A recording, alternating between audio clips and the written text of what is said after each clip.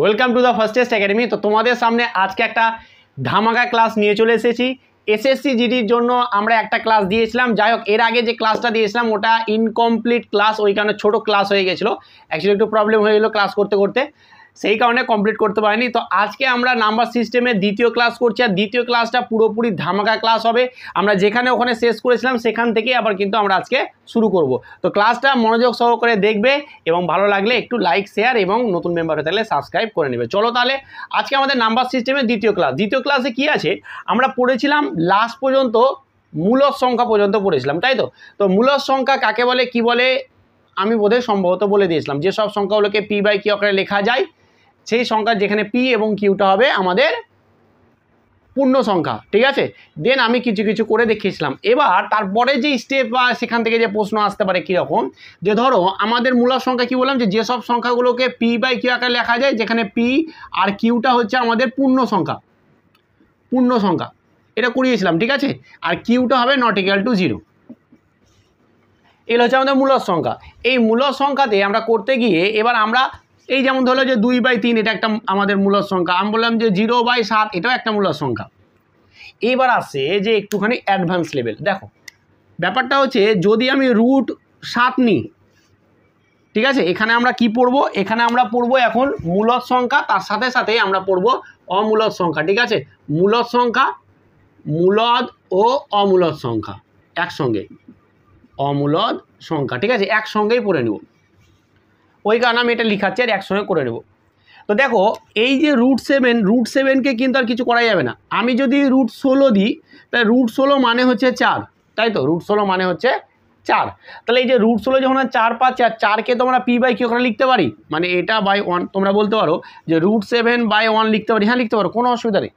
কিন্তু মূলদ সংখ্যা কাকে বলে এবং অমূলদ সংখ্যা কাকে বলে, দেখো যেসব সংখ্যাগুলোকে পি বাই কিউ আকারে লিখতে পারি যেখানে পি কিউ পূর্ণ সংখ্যা এবং কিউ নট ইকুয়াল টু 0, এগুলো হচ্ছে মূলদ সংখ্যা।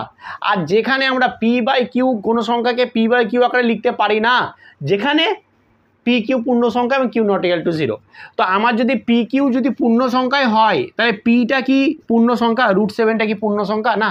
পূর্ণ সংখ্যা কোনগুলো, 0 1 2 3 করে পজিটিভে দিয়ে চলে আসবে, আর এদিকে নেগেটিভের দিক থেকে -1 -2 -3 করে ইনফিনিটি পর্যন্ত চলতে থাকবে। কিন্তু √7 তো আর ভাঙা যাবে না, এটা তো পয়েন্টে চলে আসবে। তো এটাকে পি বাই কিউ লিখতে পারি না, এটা পি নয়, এটা অন্য কিছু হতে পারে, এটা পি নয়। তো যখনই আমরা কোনো সংখ্যার রুট নিব আর রুট নেওয়ার পরে আমি সেটাকে একটা পূর্ণ সংখ্যা বেরিয়ে আসবে না, তখন কিন্তু আমি বলে দেবো ওটা একটা অমূলদ সংখ্যা। এই ধরনের সংখ্যাগুলোকে বলছি অমূলদ সংখ্যা। যদি আমি বলি যে √25 মানে আমরা জানি 5, হ্যাঁ তাহলে এটা হচ্ছে একটা আমাদের কিন্তু মূলদ সংখ্যা। কিন্তু ধরো √20কে আমি ভাঙতে পারবো না, কিন্তু একরকম করে ভাঙতে পারবো যে 4 গুণিত হচ্ছে 5, তাহলে √2 √5 এটা ভাঙতে পারি। কিন্তু এখানে তো রুট তো তাড়াতে পারলাম না, ভালো করে বুঝে নাও, পুরো ক্লাস দেখে নাও, দেখো সমস্ত কিছু ডাউট ক্লিয়ার হয়ে যাবে। আমি তো রুট তাড়াতে পারলাম না, তো রুট যখনই তাড়াতে পারবো না কোনো সংখ্যার তখনই তাকে বলে দেবো অমূলদ সংখ্যা। এবার অমূলদ সংখ্যাতে কিছু কিছু আসন্ন মান আছে, যেটা বলছে টার্মিনেটিং, নন টার্মিনেটিং, ঠিক আছে। এই সব জিনিসগুলো আমরা ভগ্নাংশ যে চ্যাপ্টারটা পড়বো সেই চ্যাপ্টারটা পড়ার সময় কিন্তু এই জিনিসগুলো বুঝিয়ে দেবো ওইখানটাতে। তো এইখানে আমি আর ডিটেলসে যাচ্ছি না। এখানে আরেকটা প্রশ্ন আসতে পারে যে পাই, দেখো পাই কী ধরনের একটা সংখ্যা। দেখো পাই সমান যখন আমাদের বলে দেবে যে 22/7 তখন এটা একটা মূলদ সংখ্যা, কারণ এইভাবে লিখতে পারছি। কিন্তু অ্যাকচুয়ালে পায়ের মানটা হচ্ছে 3.14 ... করে চলতে থাকবে, রিপিট হতে হতে চলতে থাকবে, ঠিক আছে। কিন্তু আমাদের রিপিট হবে না, ঠিক আছে, রিপিট হবে না, আমাদের এরকম চলতে থাকবে, ঠিক আছে, এলোপাথারি নাম্বার, আলাদা আলাদা নাম্বার চলতে থাকবে। তাহলে 3.14 যখনই বলে দেবে যে পায়ের ভ্যালু হচ্ছে এইটা, তখন আমাদের পাইটা কীরকম সংখ্যা, তখন আমরা বলবো যে পাই হচ্ছে একটা অমূলদ সংখ্যা। তো এই যে অমূলদ সংখ্যা কখন বলবো কখন বলবো না, ওই যে বললাম না টার্মিনেটিং নন টার্মিনেটিং এই সব জিনিসগুলো আমরা ভগ্নাংশ যখন পড়বো তখন বেশি ভালো হবে, ওই জায়গাটাতে আরও বেশি ক্লিয়ার হয়ে যাবে। এবার ব্যাপারটা দেখো, তো তোমাদের যদি বলে দেয় যে শুধু পাই এটা মূলদ না অমূলদ, যখনই বলবে যে শুধু পাই তখন এটা একটা অমূলদ সংখ্যা। যদি বলে শুধু পাই তাহলে তুমি কি বলবে, এটা হচ্ছে একটা অমূলদ সংখ্যা। আর যদি বলে যে পাই সমান 22/7 এটা কী ধরনের সংখ্যা, তখন তুমি বলবে যে এটা আমাদের মূলদ সংখ্যা। বুঝে গেছে? তো আমাদের কি পড়লাম, আমরা স্বাভাবিক সংখ্যা পড়লাম, তারপরে অখণ্ড সংখ্যা পড়লাম, পূর্ণ সংখ্যা পড়লাম, মূলদ সংখ্যা কাকে বললাম, অমূলদ সংখ্যা কাকে বলে আমরা কিন্তু পড়ে নিয়েছি। তাহলে সংখ্যা যেগুলো আমি পড়েছিলাম, সংখ্যার যে বিভিন্ন ফ্যামিলি, সেই ফ্যামিলিতে কিন্তু আমি সংখ্যাগুলোকে ভাগ করে ওটাকে এক একটা ভাগে বা এক একটা আমি ফ্যামিলিতে ভাগ করে দিলাম। এইবার আসে আমাদেরকে অন্যান্য যে এই যে টপিক যেটা ছিল যে সংখ্যাগুলো কীরকম, সেই সংখ্যাগুলোকে আমরা কিন্তু আলাদা আলাদা করে দিয়েছি। এরপরে আসবো নেক্সট একটা টপিক বা নেক্সট একটা ভালো একটা টপিক যেটা তোমরা অনেকে কনসেপ্ট ক্লিয়ার নেই, তো কনসেপ্ট ক্লিয়ারটা আমি করে দিচ্ছি। দেখে নাও এবার আমরা পড়বো কী ধরনের জিনিস, দেখে নাও যে এটাও খুব ইম্পর্টেন্ট, তোমরা জানো না, আমি কিন্তু একটু কিছু জানিয়ে দিচ্ছি। দেখো আমরা এখন পড়বো জোড় সংখ্যা এবং বিজোড় সংখ্যা, অনেকে জানে না, ঠিক আছে। একটা হচ্ছে জোড় সংখ্যা এবং হচ্ছে একটা বিজোড় সংখ্যা। দেখো বিজোড় সংখ্যা, ঠিক আছে।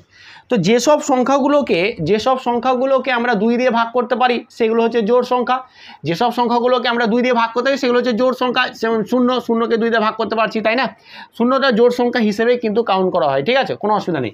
তারপর হচ্ছে 2, 4, 6, 8, 10 এই যে পাবো যেগুলো 2 দিয়ে ভাগ করা যাচ্ছে, ভাগ করলে ভাগ মিলিয়ে আছে, এগুলোকে বলছি আমরা জোড় সংখ্যা। বিজোড় সংখ্যা কাকে বলছি, যেসব সংখ্যাগুলোকে ভাগ করলে একটা ভাগশেষ থেকে যায়, যেমন হচ্ছে ধরো 1, 2, 1 তো হবে না, 1 হবে 1, 3, 5, 7, 9, হ্যাঁ, এইগুলো হচ্ছে বিজোড় সংখ্যা, ঠিক আছে, 11 চলতে থাকবে, এগুলো হচ্ছে বিজোড় সংখ্যা। এগুলোকে 2 দিয়ে ভাগ করা যাবে না সম্পূর্ণরূপে, বা ভাগ করলে একটা ভাগশেষ থেকে যাবে, ঠিক আছে। এই ধরনের সংখ্যাগুলোকে আমরা কি বলি, বিজোড় সংখ্যা। তাহলে জোড় সংখ্যা বিজোড় সংখ্যা, আশা করি ডাউট ক্লিয়ার হয়ে গেছে। অনেকে এখানে ভুল করে দেয় একটু, ওই কারণে আমি এখানে বুঝলাম। আজকে কিন্তু আমরা অনেক ভালো পড়বো, মৌলিক সংখ্যা পড়বো, যৌগিক সংখ্যা পড়বো, পরস্পর মৌলিক সংখ্যা, যমজ মৌলিক সংখ্যা, আমরা অনেক কিছু কিন্তু আজকের এই ক্লাসে পড়বো। তো এই ক্লাসটা অবশ্যই তোমরা মনোযোগ সহকারে কিন্তু ক্লাসটা দেখতে থাকো, ঠিক আছে। দেখো তো আমাদের এগুলো হয়ে গেছে জোড় বিজোড় সংখ্যা কাকে বলে। দেখো এরপরে আসে দাও, এইবার আমরা মৌলিক সংখ্যা যৌগিক সংখ্যা শেখার আগেই আমরা এখানে একটু তোমাদেরকে একটা জিনিস বুঝিয়ে দিচ্ছি। দেখো একটু ছোট্ট জিনিস, ধরো কোনো সংখ্যা তোমরা পেরে যাবে, দেখো পরীক্ষায় কোশ্চেন আগে আসতো, এখন সেইভাবে আসে না, বাট চলে আসতেও পারে, ঠিক আছে। ধরো এরকম একটা সংখ্যা দিল, ঠিক আছে, এরকম একটা সংখ্যা দিল, দেন বলছে যে এই সংখ্যাটাতে 8-এর ফেস ভ্যালু বা প্রকৃত মান, 8-এর, শিখে নাও ভালো করে, 8-এর প্রকৃত মান, ঠিক আছে। আর একটা আসতে পারে 8-এর স্থানীয় মান, দুটো জিনিস এখানে প্রশ্ন করতে পারে। একটা হচ্ছে 8-এর প্রকৃত মান বা স্থানীয় মান, যে কোনো নাম্বার দিতে পারে, আমি একটাতে বুঝিয়ে দিচ্ছি। তাহলে 8-এর প্রকৃত মান হবে 8 নিজেই, কি বললাম, কোনো সংখ্যার প্রকৃত মান মানে হচ্ছে সেই 8ই, আর কোনো সংখ্যার স্থানীয় মান হচ্ছে যত আছে 8টা, এখানে আছে তো, তাহলে 8টাকে নিয়ে নাও, 8-এর পরে যতগুলো সংখ্যা আছে শূন্য বসিয়ে দাও পাশে, বাস, এটা হলো 8-এর স্থানীয় মান। খুব একটা কঠিন না। যদি আমরা 7-এর প্রকৃত মান বের করি তাহলে তো 7ই হবে, কিন্তু 7-এর স্থানীয় মান বের করার জন্য 7 নিব, আর 7-এর পরে কটা শূন্য, 5টা শূন্য, তো 5টা শূন্য বসিয়ে দেবো, এটা হলো 7-এর স্থানীয় মান। তো এই দিয়ে কিন্তু প্রশ্ন আসতেও পারে, ওই কারণে আমি করে দিলাম। এবার এখানে একটু অ্যাডভান্স লেভেলের কোশ্চেন করে, এখানে একটুখানি অ্যাডভান্স লেভেলের প্রশ্ন করে। দেখো আজকে দেখো এখানে কীরকম অ্যাডভান্স লেভেলের অঙ্ক করে দেখে নাও। ব্যাপারটা হচ্ছে এরকম বলে দিবে যে কি 7, 9, 0, 2, 3, 4 এরকম বলে দিল, ঠিক আছে। এইখানে বলবে যে 2-এর স্থানীয় মান এবং প্রকৃত মানের বলে দিবে, ঠিক আছে, পার্থক্য বলতে পারবে, বা বলি যে দুটো যে স্থানীয় মান আছে তাদের পার্থক্য বের করো, বোঝা গেছে তো। কীরকম, ধরো এরকম, ধরো আমাদের 7 দিয়ে আমি অঙ্কটাকে বোঝাচ্ছি আগে, বলবে 7-এর স্থানীয় মান ও প্রকৃত মানের পার্থক্য কত। তাহলে 7-এর স্থানীয় মান কত, 7-এর স্থানীয় মান আছে 7-এর পরে 5টা শূন্য, 7-এর প্রকৃত মান কত, 7-এর প্রকৃত মান হচ্ছে 7। এবার এদের বিয়োগ করবো, যেটা আসবে অ্যান্সার সেটাই হয়ে যাবে আমাদের অ্যান্সার, বুঝতে পেরেছো তো। এটার অ্যান্সার কী হবে, এটাকে যখন আমরা বিয়োগ করবো যেটা হবে সেটাই হবে অ্যান্সার। এই বলছে পার্থক্য, বুঝে তো। এটাতে এক ধরনের আসে, আর এক ধরনের আসে যে এইখানে 2 দিয়েছে, এখানেও 2 দিয়েছে, দিয়ে বলবে 2-এর স্থানীয় মানের পার্থক্য, মানে এখানে 2 আছে, তার মানে এখানে 2 বসালাম, 2-এর পরে এখানে 4টা শূন্য বসবে, যেহেতু 4টা আছে, আর এই 2 নিব, এই 2-এর আমরা নিব পরে 2টা শূন্য, তো এদের পার্থক্যটা বলো, মানে এদেরকে বিয়োগ করে বসিয়ে দেবো, এটা হয়ে গেল। তো এই 2 ধরনের অঙ্ক একটু অ্যাডভান্স লেভেলের আসতে পারে, ঠিক আছে, যে প্রকৃত মান বা স্থানীয় মানের পার্থক্য কত, ঠিক আছে। এটা হচ্ছে একটা সংখ্যার স্থানীয় মান প্রকৃত, বা এর স্থানীয় এর প্রকৃত সংখ্যা, এরকম যা কিছু দিতে পারে। তো এই ধরনের টাইপের কিন্তু প্রশ্ন তোমাদের পরীক্ষায় এসে থাকে এর উপরে। তো এই ছিল একটা জিনিস যেটা তোমাদের কিন্তু আমি কোশ্চেন প্রচুর এসেছে এবং দেখেছি যে কি আসতেও পারে। এরপরে আজকে যে টপিকটা বলবো সেটা হচ্ছে খুবই গুরুত্বপূর্ণ একটা টপিক, যেটা হচ্ছে যে কি মৌলিক সংখ্যা কাকে বলে, যৌগিক সংখ্যা কাকে বলে, পরস্পর মৌলিক সংখ্যা কাকে বলে, যমজ মৌলিক সংখ্যা কাকে বলে। তো দুর্দান্ত লাগবে, মাথা ঠান্ডা করে ক্লাসটা সম্পূর্ণ দেখে যাও, ঠিক আছে। চলো প্রথমে আমরা কি পড়বো, প্রথমে আমরা পড়বো যে মৌলিক সংখ্যা কি জিনিস। প্রচুর প্রশ্ন আসে আর অনেকে ভুল জানে, সঠিকটা জানে না। মৌলিক সংখ্যা। ঠিক আছে, একসাথে আমরা পড়ব যৌগিক সংখ্যা। দেখো এইভাবে লিখছি, ঠিক আছে, এভাবে লিখছি। এভাবে লিখতে লিখতে যদি স্মার্ট বোর্ড থাকতো তাহলে কতই ভালো হতো। তো তাই আমি তোমাদেরকে রিকোয়েস্ট করি বারবার যে তোমরা একটু ভিডিওগুলোকে শেয়ার করো বন্ধুদের মাধ্যমে। ঠিক আছে, এত ভালো ভালো ক্লাস তোমাদের জন্য নিয়ে আসছি, আগামী দিনে আরও যাতে ভালো ক্লাস নিয়ে আসতে পারি। আর ভালো ক্লাস তো অবশ্যই নিয়ে আসবো, কিন্তু স্মার্ট বোর্ড হলে তো খুবই ভালো হয়, তাই না? তো এটা তোমাদের দায়িত্ব, এটা আমি করতে পারবো না কিছু। তো তোমরা একটু বন্ধুদের মাধ্যমে একটুখানি শেয়ার করো, তাহলে দেখবে যে আস্তে আস্তে আস্তে আমাদের ফ্যামিলিটা অনেক বড় হয়ে যাচ্ছে। ঠিক আছে, আর একটা কথা বলি, যারা আমার কাছে অফলাইনে পড়তে চাও, আমি কিন্তু বোলপুরে তোমাদের অফলাইনের কোচিং, অফলাইন বলতে হবে যে ম্যাথ পড়াই আমি ওখানে। ঠিক আছে, তো ম্যাথ নিয়ে তুমি যে এক্সামই দাও না কেন, আমাদের ওয়েস্ট বেঙ্গল হোক সেন্ট্রালের হোক, তুমি যাই এক্সাম দাও না কেন, তুমি আমার সাথে কন্ট্যাক্ট করে নিবে। যদি ম্যাথের পড়তে যদি বোলপুরের কাছাকাছি তোমার বাড়ি হয়, তাহলে অবশ্যই অফলাইনে পড়ার জন্য আমাকে এই নাম্বারে কন্ট্যাক্ট করে নিবে। ঠিক আছে, আমি ভালোভাবেই কিন্তু ওখানে পড়াচ্ছি, অনেকেই পড়ছে। তো যদি পড়তে চাও তাহলে অবশ্যই কন্ট্যাক্ট করে নেবে। ঠিক আছে, তো ব্যাপারটা হচ্ছে যে আমাদের মৌলিক সংখ্যা এবং যৌগিক সংখ্যা কাকে বলে। মাথার ধীর মস্তি তোমরা এটাই পড়েছো যে সংখ্যাগুলোকে এক এবং সেই সংখ্যা দ্বারা ভাগ করা যায় তাকে বলা হয় যে কি আমাদের মৌলিক সংখ্যা। এটাই হয়তো পড়েছো ছোটোবেলায়, কিন্তু ইট ইজ নট, মানে বলবো যে এটা কারেক্ট নয়। ঠিক আছে, এটা কারেক্ট না, এটা একটু হলেও কোথাও একটা গন্ডগোল আছে। ঠিক আছে, দেখো আমরা কি বলবো, যেসব সংখ্যার কেবলমাত্র দুটি উৎপাদক মানে তোমাকে এত কিছু বুঝতে হবে না, আমি জাস্ট শর্টকাটে বোঝাচ্ছি, বা বলতে পারো যে এমনভাবে বোঝাচ্ছি তোমার মাথায় থেকে যায়। ঠিক আছে, বাট এটা হচ্ছে সূত্র, এটাই হচ্ছে আমাদের সংখ্যা, যে যেসব সংখ্যার কেবলমাত্র দুটি উৎপাদক থাকে তাদেরকে আমরা বলবো যে মৌলিক সংখ্যা। এবার কি উৎপাদক মানে আর কিছুই না, তোমাকে এত কিছু বুঝতে হবে না। ঠিক আছে, আমাদের যেসব সংখ্যাগুলো দেখো, যে যেমন আমি বললাম দুইকে কি দিয়ে ভাগ করতে পারবে সম্পূর্ণরূপে, ভালো করে বোঝো, দুইকে তুমি কি দিয়ে সম্পূর্ণরূপে ভাগ করতে পারবে। একটা 1 পারবে এবং একটা 2 পারবে। আমি যদি 3 নিই তাহলে 3কে কী দিয়ে ভাগ করতে পারবে, 1 পারবে আর 3 পারবে। যদি 4 নিই তাহলে কী দিয়ে ভাগ করতে পারবে, 1 পারবে, 2 পারবে এবং 3 পারবে। ঠিক তো, যদি 5 নিই তাহলে দেখো 1 পারবে, 5 পারবে। যদি আমি 6 নিই তাহলে 1 পারবে, 2 পারবে, 3 পারবে এবং 6 পারবে। তো এইখানে আমাদের কিন্তু সংখ্যা হয়ে গেল মৌলিক সংখ্যা এবং যৌগিক সংখ্যা। দেখো আমাদের যেসব সংখ্যাগুলো কেবলমাত্র দুটি উৎপাদক আছে, উৎপাদক কিভাবে করলাম, যে কোনো সংখ্যাকে আমি কোন সংখ্যা দিয়ে ভাগ যাচ্ছে দেখবো, মানে সম্পূর্ণরূপে ভাগ, মানে বিভাজ্য বলা যেতে পারে। ঠিক আছে, যাতে কোনো রকম ভাগশেষ থাকে না। তাহলে 2কে 1 2 দিয়ে এটা দুটোই হচ্ছে, 3-এরও দুটো, 4-এর কটা 3টে, 5-এর দুটো, 6-এর কটা 4টে। তাহলে যেসব সংখ্যার কেবলমাত্র উৎপাদকের সংখ্যা দুটো তাদেরকে বলবো মৌলিক সংখ্যা।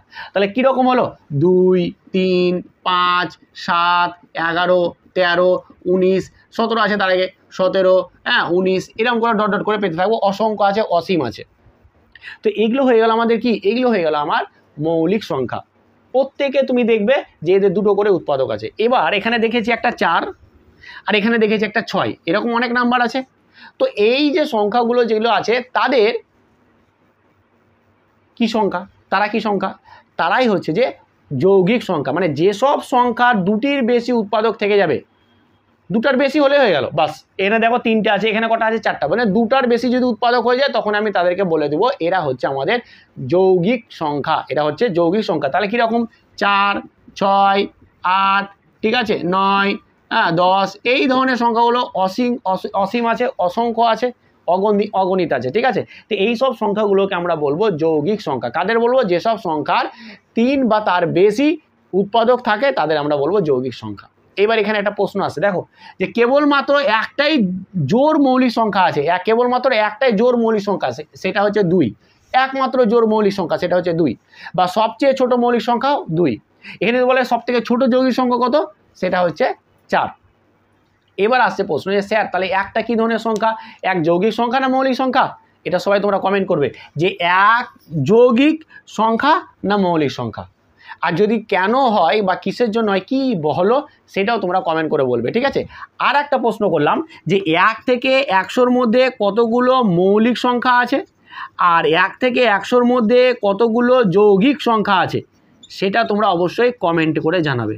দুটো কমেন্টে তোমাদের হোমওয়ার্ক দিলাম, এগুলো কমেন্ট করে অ্যান্সার জানাবে। 1 থেকে 100-র মধ্যে কতগুলো মৌলিক সংখ্যা, 1 থেকে 100-র মধ্যে কতগুলো যৌগিক সংখ্যা, এবং একটা মৌলিক না যৌগিক সেটাও তোমরা কমেন্ট করে জানাবে।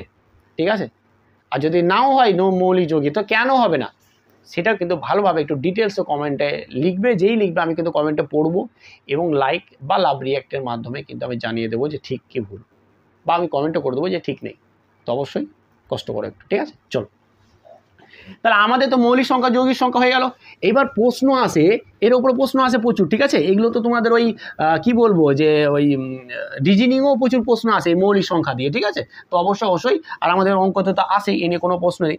এইবার আসে আমাদের মোস্ট ইম্পর্টেন্ট, যেটা হচ্ছে যে পরস্পর মৌলিক সংখ্যা। খুব ইম্পর্টেন্ট পরস্পর মৌলিক সংখ্যা, ঠিক আছে। যেটা হচ্ছে যে কো প্রাইম নাম্বার, ঠিক আছে।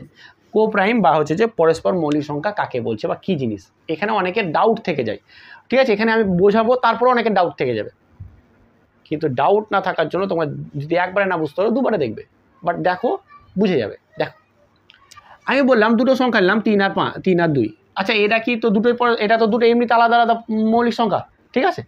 আমি লিখলাম একটা 4 আর 9, আমি লিখলাম 4 5, আমি নিলাম 9 13, ঠিক আছে। এবার দেখো, এরকম লিখলাম, ঠিক আছে। এবার দেখো আরেকটা লিখলি, আরেকটা নিলাম যে কি 6 আর 15, ঠিক আছে। চলো, হলো তো। দেখো এইগুলো দেখো, আমাদের দেখো 2 আর 3 এরা তো নিজেরাই মৌলিক সংখ্যা। তাহলে এরা যার সঙ্গে থাকুক না কেন, যদি দুটো আলাদা, যদি দুটোই মৌলিক সংখ্যা হয়ে যায়, তাহলে এরা অবশ্যই পরস্পর মৌলিক সংখ্যা হবে। তো এরা পরস্পর মৌলিক সংখ্যা। কিন্তু এখানে দেখো 9টা কিন্তু মৌলিক সংখ্যা নয়, 9টা মৌলিক সংখ্যা না, 9টা মৌলিক সংখ্যা না।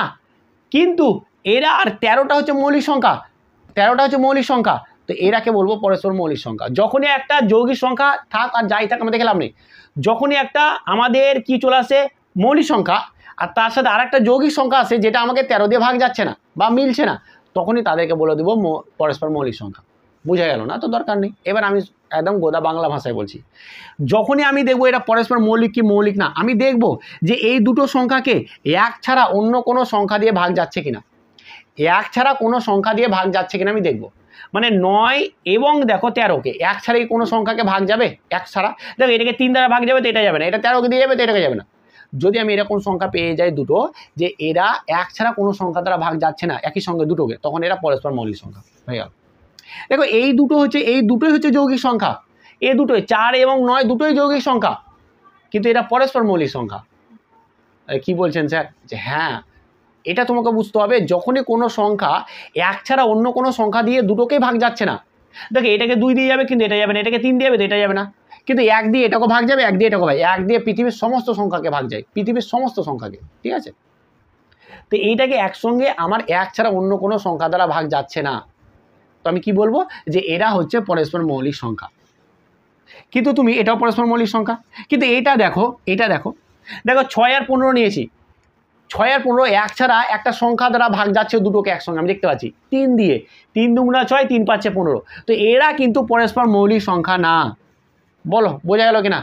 পরস্পর মৌলিক সংখ্যা কিনা বলো। দেখো দুর্দান্ত লাগবে, কোনো মাথা খারাপের কিছু নাই, খুব সহজ সরল ভাষা করে শিখিয়ে দিচ্ছি। তো তোমাদেরকে আমি এখানে দুটো দিচ্ছি, দুটোই আমাকে জানাবে এরা পরস্পর মৌলিক সংখ্যা কি পরস্পর মৌলিক সংখ্যা নয়। একটা দিয়ে দিলাম আমি 9 আর 22, এরা পরস্পর মৌলিক সংখ্যা কি পরস্পর মৌলিক সংখ্যা নয়। আরটা দিলাম 16 আর 15, এরা পরস্পর মৌলিক সংখ্যা কি মৌলিক সংখ্যা নয়, ঠিক আছে। আর একটা দিলাম 3 নম্বর, আরেকটা দিলাম যে কি 13 এবং দিয়ে দিলাম যে 15, এরা পরস্পর মৌলিক সংখ্যা কি মৌলিক সংখ্যা। তিনটে তোমরা কমেন্টে অ্যান্সার জানাবে, প্রত্যেকে কমেন্ট করবে। দেখো কমেন্ট করবে যখনই তুমি না একবার লিখে দেবে না, তোমার কিন্তু মাথায় ওটা ঢুকে যায়, ঠিক আছে। তো অবশ্যই লিখবে। তো আশা করি পরস্পর মৌলিক সংখ্যাতে তোমাদের কোনো রকম সমস্যা থাকার কথা নয়, পুরো ডাউট ক্লিয়ার হয়ে যাওয়ারই কথা, বোঝা গেছে। তো চলো এইবার আমরা পড়বো আর একটা যেটা ছোট্ট জিনিস আছে, খুব সুন্দর জিনিস, যেটা পরীক্ষায় দিতেও পারে, হ্যাঁ, খুব সুন্দর কিছু নাই, যে যমজ মৌলিক সংখ্যা, ঠিক আছে। যেটা হচ্ছে টুইন প্রাইম নাম্বার, ঠিক আছে। চলো টুইন প্রাইম নাম্বারটা কি? টুইন প্রাইম নাম্বারটা আর কিছুই নয়, ধরো মৌলিক সংখ্যাগুলো কোনগুলো, 2 3 5 7 11 13 17 19, ঠিক আছে, 23, এরকম ডট করে চলতে থাকবে, ঠিক আছে। এবার আমরা টুইন প্রাইম নাম্বার খুঁজছি। টুইন মানে হচ্ছে দুটো নিয়ে খেলা, টুইন মানে হচ্ছে জোড়া, ঠিক আছে। তাহলে টুইন প্রাইম নাম্বার আর কিছুই নয়, যখনই আমি দেখতে পাবো যে দুটো প্রাইম নাম্বার বা মৌলিক সংখ্যার গ্যাপ হচ্ছে 2। আচ্ছা, এই দুটো মৌলিক সংখ্যার গ্যাপ কত? 1, কিন্তু এই দুটো মৌলিক সংখ্যার গ্যাপ দেখো 2, এই দুটোরও 2, দেখো 2, আবার দেখো 11 আর 13রও 2, আবার দেখো 19 17রও 2। তো যে সংখ্যাদ্বয়, যে মৌলিক সংখ্যাদ্বয়ের গ্যাপগুলো 2 2 তাদেরকে বলবো যমজ মৌলিক সংখ্যা। তাহলে আমি বলতে পারি 3 আর 5 এরা যমজ মৌলিক সংখ্যা, 5 আর 7 যমজ মৌলিক সংখ্যা, 11 13 এরা যমজ মৌলিক সংখ্যা, 17 19 এরাও যমজ মৌলিক সংখ্যা। কিন্তু 3 আর 5 কি যমজ মৌলিক সংখ্যা? সরি, 2 আর 3 এরা কি যমজ মৌলিক সংখ্যা না? কারণ এদের গ্যাপটা 1 আছে, তো এরা যমজ মৌলিক সংখ্যা হবে না। বুঝে গেছে? বুঝে গেছে? তো তোমরা আমাকে এর পরে এই যে 17 আর 19 এর পরে কোনটা যমজ মৌলিক সংখ্যা একটুখানি আমাকে জানাবে তো। এরপরে ঠিক 17 19-এর পরে আমরা যমজ মৌলিক সংখ্যা টুইন প্রাইম নাম্বার কত পাবো, কত পাবো সেটা অবশ্যই তোমরা কমেন্ট করে জানাবে। কমেন্ট করতে বলছি কারণ কমেন্ট করাটা খুব জরুরি এবং কমেন্ট করলেও তোমাদের মাথায় ঢুকবে। বুঝে গেছে? তো এরপরে কোন জোড়াদ্বয় যমজ মৌলিক সংখ্যা সেটা কিন্তু তোমরা কমেন্টে জানাবে। বুঝে গেছে? তো আজকের ক্লাসটা এইখানেই, বেশি বড় আর করলাম না। তবে আজকের ক্লাসটা আরও বড় করবো কিনা তোমরা জানাবে যে হ্যাঁ স্যার এর থেকেও বড় করুন স্যার, সময় চলে যাচ্ছে, একটু কমেন্ট করে জানাবে।